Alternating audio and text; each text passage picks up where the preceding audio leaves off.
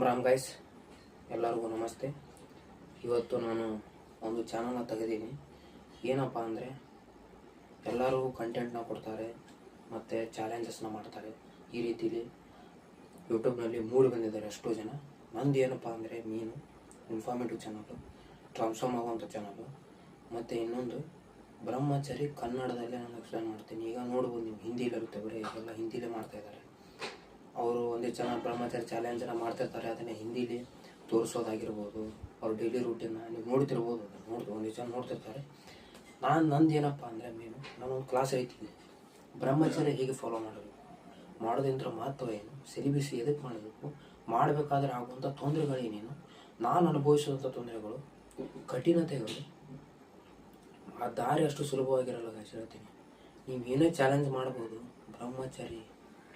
ಬ್ರಹ್ಮಚರ್ಯ ಅನ್ನೋದು ಮಾಡೋದಕ್ಕೆ ಆಗಲ್ಲ. ಬ್ರಹ್ಮಚರ್ಯ ಯಾರು ಮಾಡ್ತಾರೆ, ಸಾಮಾನ್ಯರು ಸಹಿತ ಅಸಾಮಾನ್ಯರಾಗ್ತಾರೆ. ಮಾಡ್ತಿರ್ಬೇಕಾದ್ರೂ ಒಂದಿಷ್ಟು ತೊಂದರೆಗಳು ಬಂದೇ ಬರ್ತಪ್ಪ, ಹೇಳ್ತೀನಿ ನೋಡಿ ಗೈಸ್, ಬಂದೇ ಬರುತ್ತೆ. ಅದನ್ನು ನಾನು ಇಲ್ಲಿ ಆ ತೊಂದರೆಗಳು ಏನೇನು ಬರ್ತವೆ ಮತ್ತು ಬ್ರಹ್ಮಚರ್ಯ ಅಂದರೆ ಏನು ಅನ್ನೋದನ್ನು ನಾನು ತಿಳಿಸ್ತೀನಿ. ಇವತ್ತು ಜಸ್ಟ್ ಇನ್ಫಾರ್ಮೇಷನ್ ಕೊಟ್ಟಿದ್ದೀನಿ ಗೈಸ್. ನಾಳಿಂದ ನಾನು ಸ್ಟಾರ್ಟ್ ಮಾಡ್ತೀನಿ. ಸಪೋರ್ಟ್ ಮಾಡಿ. ನೀವು ಎಲ್ಲದೇ ರೀತಿ ಎಂಟರ್ಟೈನ್ಮೆಂಟ್ ಚಾನಲ್ಸು, ಕಂಟೆಂಟ್ ಇರುವಂಥ ಚಾನಲ್ಸು, ಒಳ್ಳೆ ಕಂಟೆಂಟ್ ಇರುವಂಥ ಚಾನಲ್ಸ್ನ ಲೈಕ್ ಮಾಡ್ತೀರಾ. ನನ್ನ ಚಾನಲ್ಲು ಲೈಕ್ ಮಾಡಿ, ಶೇರ್ ಮಾಡಿ ಮತ್ತು ಸಬ್ಸ್ಕ್ರೈಬ್ ಮಾಡಿ. ನಿಮ್ಮ ಜೀವನನ ಬದಲಿಸ್ತೀನಿ, ನಾನು ಬದಲಾಗ್ತೀನಿ.